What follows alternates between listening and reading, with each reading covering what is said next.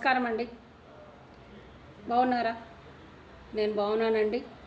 మీరిచ్చిన సహాయ సహకారాలతోటి మనకు 700 మంది వ్యూయర్సు, 72 మంది సబ్స్క్రైబర్సు వచ్చారండి.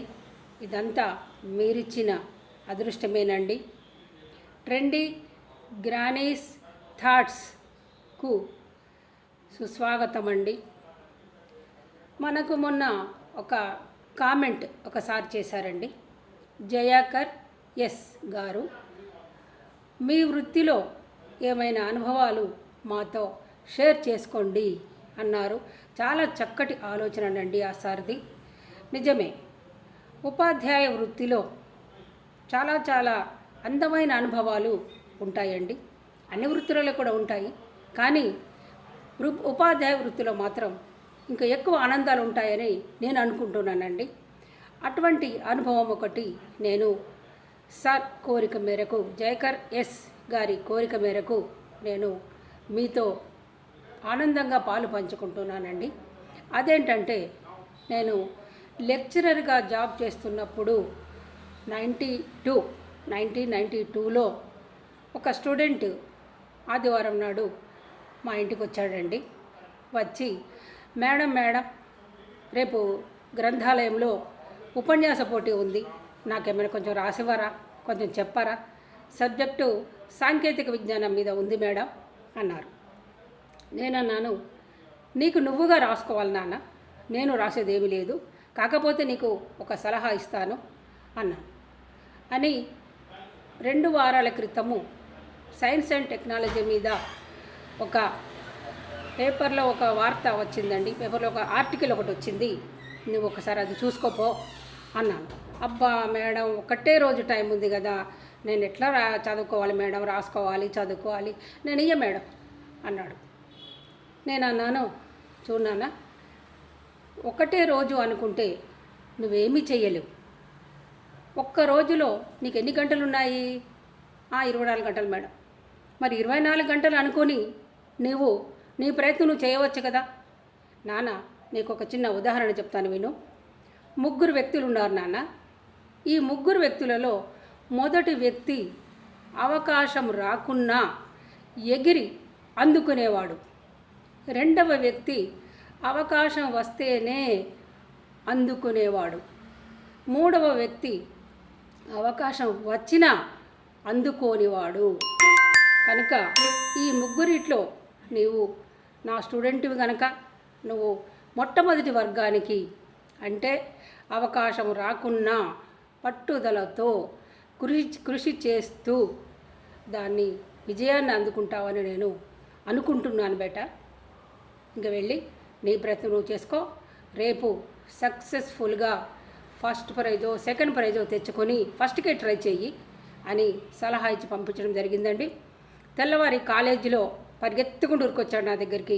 మేడం, నిన్న మీరు చెప్పినందువల్ల నాకు ధైర్యం వచ్చి కష్టపడి నేను చదువుకొని అక్కడ ఉపన్యాస పోటీలో పాల్గొని ఫస్ట్ ప్రైజ్ నాకే వచ్చింది మేడం అంటూ ఆ ప్రైజ్ కూడా తీసుకొచ్చి నాకు బుక్ రూపంలో చూపించాడండి.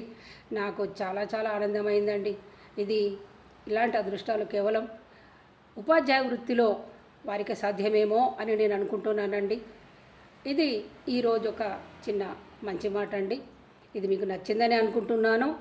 నెక్స్ట్ నేను మీకు ఒక బుట్టలు నేను మా బాబు మ్యారేజ్కి నేను సొంతంగా తయారు చేసుకున్నానండి.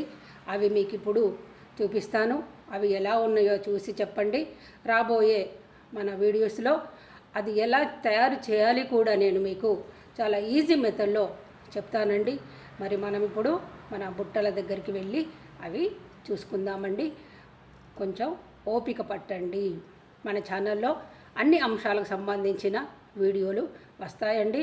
ఆరోగ్యానికి సంబంధించినవి, మరి ఇంకా వేరే ఏమన్నా చిన్న చిట్కాలు లాంటివి, ఫ్యాబ్రిక్ పెయింటింగ్ లాంటిది, paper bags making, carry bags making లాంటివి నేను ఏవేవైతే నేర్చుకున్నానో అన్నీ మీకు తప్పకుండా షేర్ చేస్తానండి. Thank you. మరి ఇప్పుడేమో మనం బుట్టల దగ్గరికి వెళ్దామండి. అవి అక్కడ టేబుల్ మీద ఉన్నాయి, నేను అక్కడ తీసుకెళ్తాను మిమ్మల్ని. 2017లో మా బాబు మ్యారేజ్ కొరకు బుట్టల కొరకు నేను షాపింగ్కి వెళ్ళానండి.